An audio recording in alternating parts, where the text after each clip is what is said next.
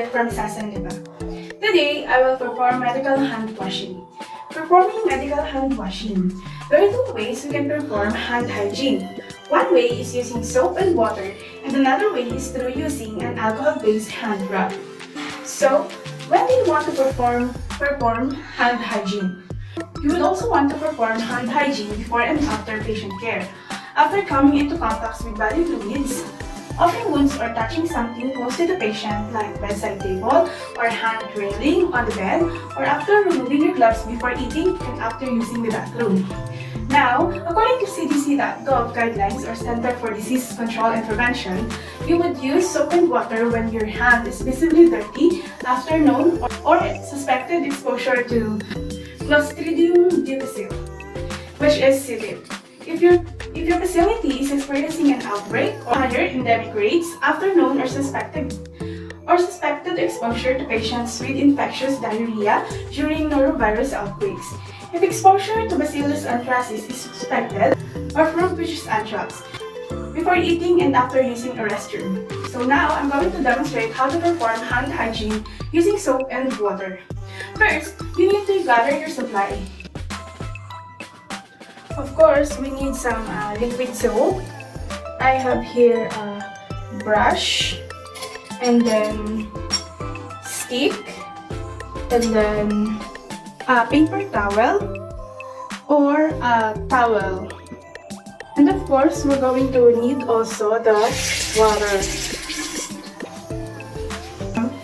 Faucets vary depending on where you work. Some are automated or use a pedal, or it has a little faucet handles that you have to use to turn it on and off. Generally, it is best not to wear jewelry during patient care because that jewelry can harbor germs. In some areas in the hospital, like surgery for instance, actually they prohibit the person wearing it altogether. But in some units, you can wear like a simple wedding ring. I'm gonna remove my jewelry first.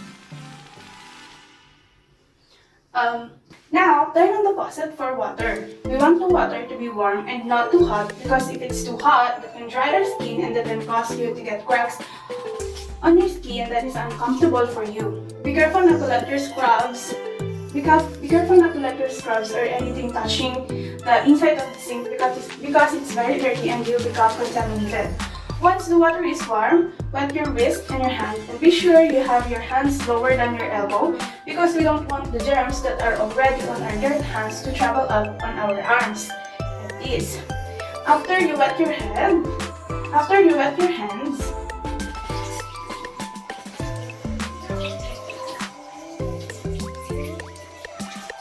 put the soap on your hands and you're going to put about 1 teaspoon of soap, which equals about 5 milliliters. A lot of soap dispensers are automatic and they give you the amount of soap you need. Take the soap and lather it in our hands and wrist.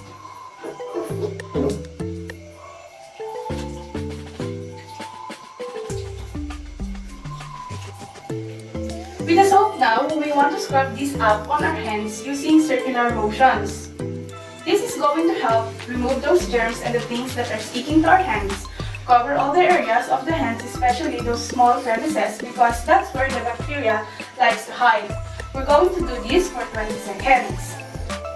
We're going to scrub the palms of our hands. Notice I'm doing the circular motion.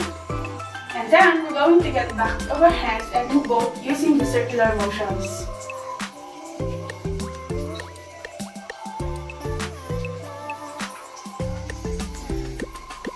Are the thumbs and each finger individually, making sure we are going around the fingernails as well.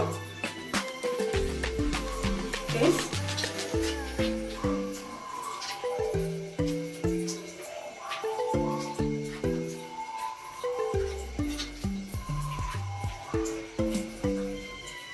Rub also your knuckles against your opposite hand and do not forget your fingernails.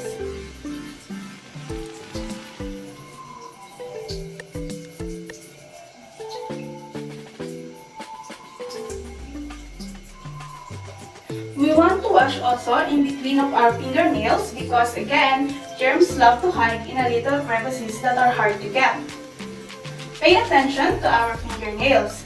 Go to the opposite of hand underneath of the fingernail, scrape around and remove any germs that could be underneath. We can use a stick to scrape our fingernails.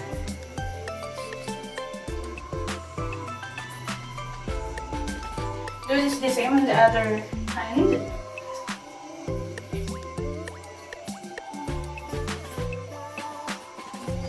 Or we can use also a brush to brush our fingernails.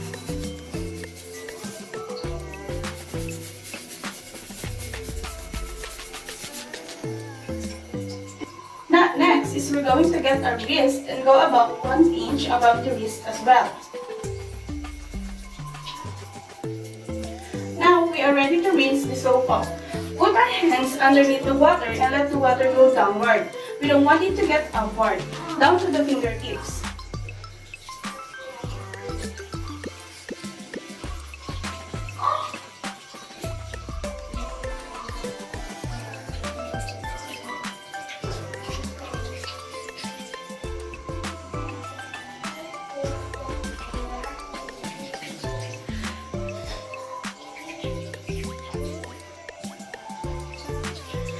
Once you get them rinsed, get a paper towel and pat your hands dry.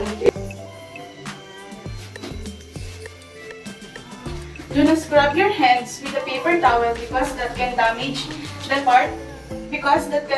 the top layer of the skin. Discard the towel properly. Get another paper towel to turn off the faucet. Be careful not to touch the faucet with our clean hands. Discard the towel. Do not use wet towel to turn off the faucet. It could transfer the germs from the faucet through the wet paper towel and got to your hands and undone the job of cleaning our hands. That is all. Thank you.